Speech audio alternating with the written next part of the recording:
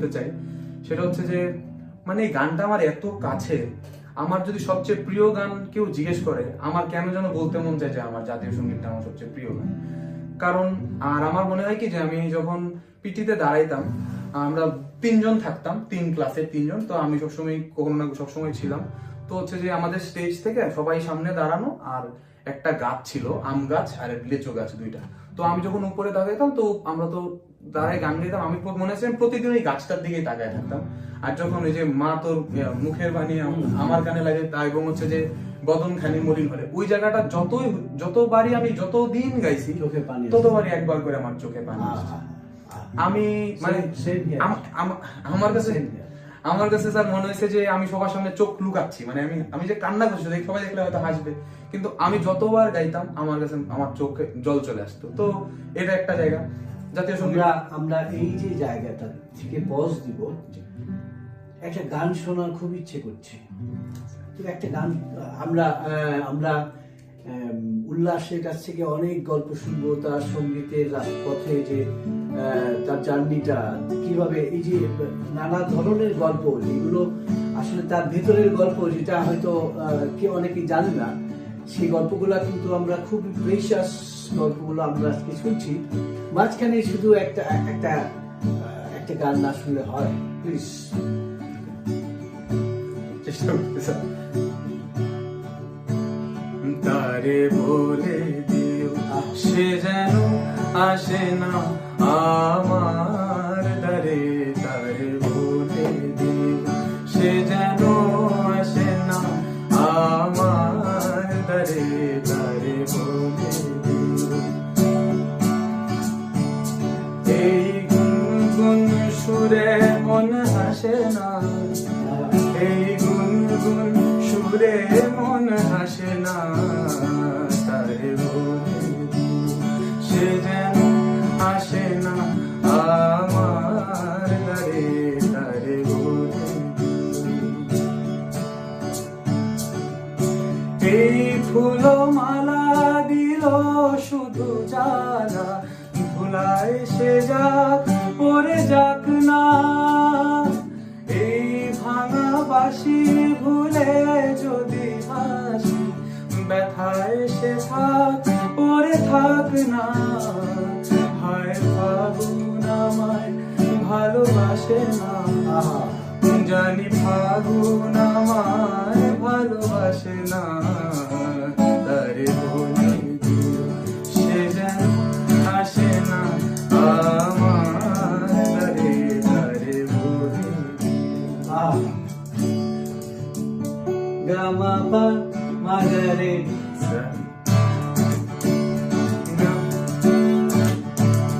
Gamma পা মাগরে সারে মাগরে গারে সারে সানি সা, তারে বলে দিও সে যেন আসে না আমার দ্বারে, তারে বলে দিও। আহা, কে বাত উল্লাস, আমি এই জায়গাতে জিজ্ঞেস করতে চাই যে তোমার যে বয়স, তোমার যে সময়, এই সময়টা তোমাদেরকে তো জেন জি বলছি না আমরা, তো তুমি এই গান কেন গাইছো? স্যার আমার কাছে মনে হয় যে আমার একজন খুব মানে প্রিয় শিক্ষক, উনিও আমাদেরকে বলেছেন, আমাদের বিভাগেরই একজন শিক্ষক, উনি একটা কথা বলেন যে হচ্ছে যে সুর তোমায় টানবে, যে সুর শুনে তুমি ভালো লাগবে, ডাজন্ট ম্যাটার যেটা কোন জনরা, এটা কার, সুরটা শুনে যদি তোমার ভালো লাগে, এটা যদি কারোর কাছে আমরা ক্রিঞ্জ বলতে পারি, বা কারোর কাছে হয়তো খুবই হাস্যকর লাগতে পারে, বা কারোর কাছে খুবই মানে অবাক করা লাগতে পারে যে এই গানটা কারোর কিভাবে ভালো লাগতে পারে, কিন্তু আমায় যদি গানটা টানে, আমার সেই গানটা করা উচিত।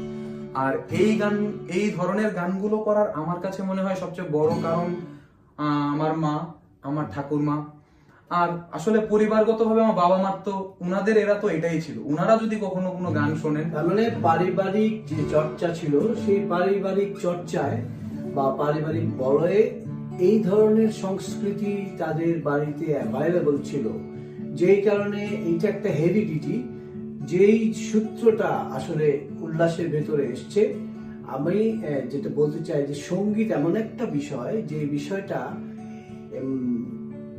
হেরিডিটি, মানে রক্তের মধ্যে থাকে, তার বাবা মার মধ্যে ছিল, সে যেই সময়ের মানুষই হোক না কেন।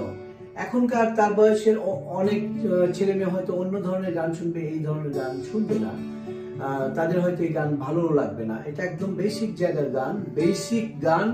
এবং 90s কিড যারা 90 বা তার আগে জন্মানো, তারা হয়তো এই গান ভালো করে শুনেছে এবং তারা হয়তো পছন্দ করে, কিন্তু এরা গাইছে, তার মানে একটা ব্যাপার।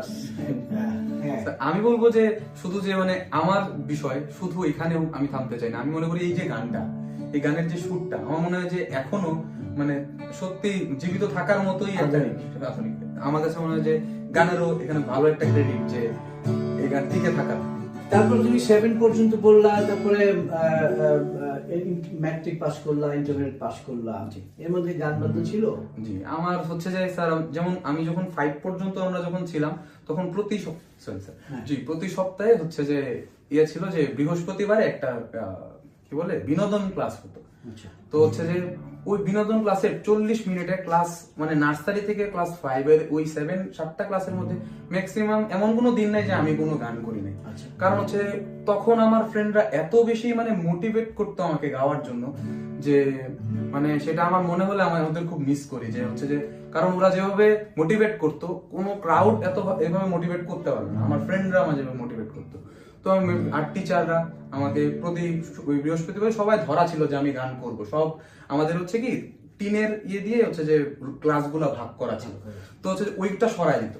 সবাই সব ক্লাসের ওই একদিন সপ্তাহে শেষ ওইটা হচ্ছে সবাই একসাথে একবারে বসলাম, আমরা গান করতে আসলাম। সেখানে আরেকজন আপু গান করতেন, উনি হচ্ছে এখানে কি গান গাইতেন? এখানে আমি সঙ্গীত বাংলার গান গাইতাম। একদম মানে বেশি মানে ধরো তোমার বন্ধু দেখা হওয়ার সাথে বন্ধুরা দোস্ত এই গানটা গা, তো এই গানটা মানে এমন হয় ছিল না যে এই গানটা তোকে গাইতেই হবে, এরকম কি গান ছিল? আমার তো মনে পড়ছে পরাণ যায় জলিয়া। হ্যাঁ, শুনি আমরা। আচ্ছা, হ্যাঁ, মানে আমরা তো একটা জার্নির মধ্যে আছি, আমরা একটা জার্নিতে আছি, 11-12 এর মধ্যে আছি। মনের বন্ধন বাঁধে যাহারে যাহারে, পরাণ যে কয় পাপি তাহারে তাহারে, আমি মনে রে বুঝাই তবে বাসে ভাবারো, তুমি কাছে বুঝে দূরে কত যে দূরে, ওরে বধুয়া পরাণ যায় জলিয়া রে, পরাণ যায় জলিয়া রে। স্যার এরকম অনেক দিন ধরে গাওয়া হয় না, হচ্ছে মানে এইটা যে এইটুকু গান তুমি গাইলা, তার মানে তুমি ওই 11-12 ফিরে গেলা। তার মানে ওই যে জায়গাটা তোমার যে সঙ্গীতের জার্নির মধ্যে কোন কোন গান কি সময়, কোন কোন সময় তোমার সাথে সাক্ষী হয়েছিল, এটা একটা সাক্ষী। তারপর তুমি 11-12 পাস করার পরে তারপরে কোথায় গেলা? ঢাকা ইউনিভার্সিটি। জি, হচ্ছে যে এই গল্পটা কিরকম? জি, যেমন ক্লাস 7 এ থাকতেও, যখন 7 থেকে আমি ছিলাম ময়মনসিংহ এর প্রগ্রেসিভ স্কুলে, তো হচ্ছে যে ওইখানে তো ওই পিটির জায়গাটা ছিল না, তো হচ্ছে যে ওইখানে হচ্ছে যে ক্লাসে আমরা দাঁড়িয়ে জাতীয় সঙ্গীত প্রতিদিন হতো, দেন একটা উইকলি ওই যে এরকম একটা ক্লাস থাকতো, যেটার জন্য হচ্ছে যে আমার খুব ওয়েট করতাম আমি সারা সপ্তাহ যে এটা হবে, আবার করবো কিছু একটা। এরপর আমি 8-9-10 একদমই কিছুই গানের সাথে মানে কোনোদিন মনে হয় মানে জাস্ট শুধু গান শুনতাম। তারপরে সঙ্গীত বাংলার সাথে 9XM একটা চ্যানেল যোগ হলো, তখন হচ্ছে হিন্দি, আর তখন অরিজিৎ সিং এর একটা গান হচ্ছে যে আমার খুব পছন্দের। হ্যাঁ, তখন আমি ফোনে হচ্ছে, তখন আমার স্ট্রবেরি কোম্পানির একটা ফোন ছিল টাচ, কারণ টাচ ফোনে খুব শখ হয়েছিল 7 এ থাকতে, বাবা তখনই দিছে। তো হচ্ছে মানে ভালো গানের প্রতি যে ভালোবাসা বাড়ছে এবং অসুবিধা নাই বাড়ছে, এবং তার সাথে সাথে বিভিন্ন জনরার গান তুমি নিচ্ছ। অরিজিৎ সিং এর কোন গানটা গাইতো? একটা ম্যাশআপ ছিল 2014 সালের।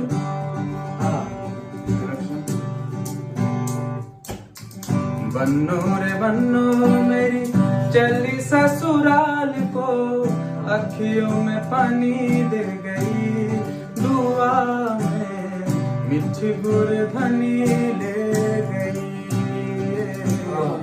बन्नो रे बन्नो मेरी चली ससुराल को अखियों में पानी दे गई दुआ में मिठी गुड़ धनी ले गई रे कबीरा मान जा रे फकीरा मान जा आजा तुझको पुकारे तेरी पंछड़िया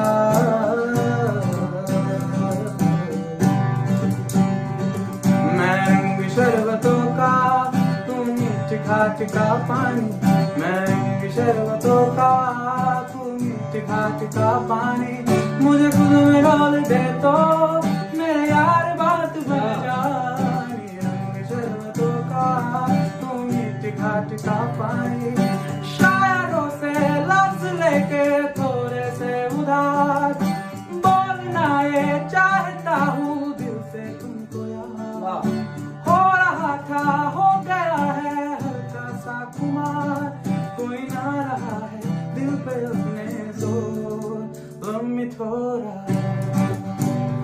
लम्बी थोड़ा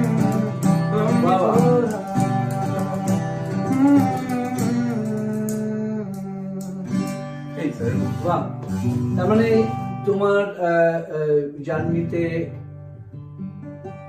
কত ধরনের সুরের আবির্ভাব ঘটেছে? তুমি তুমি কি কি প্রথম থেকে কি কি শোনালে? এই যে তারপরে মডার্ন সময়ে আসলো অরিজিৎ সিং, অরিজিতের গান তুমি অ্যাবজর্ব করছো, তারপরে এই গান ভালো লাগার কি কারণ বলতো? আচ্ছা স্যার, মানে প্রথম কথাটা যদি উত্তর দিই যে হচ্ছে যে প্রথমে আরেকটা জিনিস হতো কি যে আমাদের বাসায় হচ্ছে যে সিডি বাজতো, যে এই আমার পূজা দুপুর, তারপর নচিকেতা। আমার বাবা কেন জানি না নচিকেতার ফ্যান, আমি জানি না কিভাবে। বাবা হচ্ছে এমনিতে ফোক গানও শোনে, কিন্তু বাবা হচ্ছে নচিকেতার ফ্যান। তো আর মা তো যা যা শোনা লাগে আধুনিক যত রকম হইতে পারে মা সারাদিন আধুনিক শুনতে থাকে। আর মার একটা ভালো স্কিল হচ্ছে মা খুব ভালো টোকা দিয়ে কিছু একটা বাজাইতে পারে। মা যদি শুয়েও থাকতেন হচ্ছে যে খাটের মাথায় টোকা দিয়ে দিয়ে হচ্ছে যে সবসময় গাইতে থাকতেন। হ্যাঁ, আর দুর্গাপুর একটা বিষয় তো কি বেশিরভাগ সময় কারেন্ট থাকতো না, আমরা পড়তে বসতাম হচ্ছে হারিকেনে, মানে বাতাস করতে থাকতেন। আচ্ছা, মানে এই যে হারিকেন, হ্যাঁ, তার মানে হারিকেনের আলোতে পড়া ছেলেও কিন্তু এই এখনকার সময়ে এসে এখনকার সময়ের যে গান বাজনা সেটার সাথেও যুক্ত থেকে 90s বা 60s এর গান সে ক্যারি করে আসছে। তার মানে আমরা কিন্তু এখনো ব্লেসড যে এইরকম চিন্তার ছেলেমেয়েরা এখনো আমাদের সাথে আছে এবং এরা সঙ্গীতের জার্নি করছে এবং আমরা এদের সাথে আছি। মানে আমরা আসলে সঙ্গীত বা যে কোনো শিক্ষা একটু বিনিময় প্রথা, বিনিময় মানে আদান প্রদান। মানে আমি শেখাচ্ছি, মানে আমি সব শেখাচ্ছি না, আমিও শিখছি। তাকে কিভাবে শেখাবো সেই জায়গাগুলো যখনই আমি আটকে যাচ্ছি তখন তার কাছ থেকেও আমি কিন্তু চুরি করে নিচ্ছি যে কিছু কিছু জিনিস থাকে সে যেটা পারে হয়তো ওই জায়গাটা আমি পারি না, খুব সত্য, ওই জিনিসটা হয়তো আমি নিলাম। তো হারিকেনের আলোয় তারা পড়ছে এবং সঙ্গীতের স্বপ্ন দেখছে।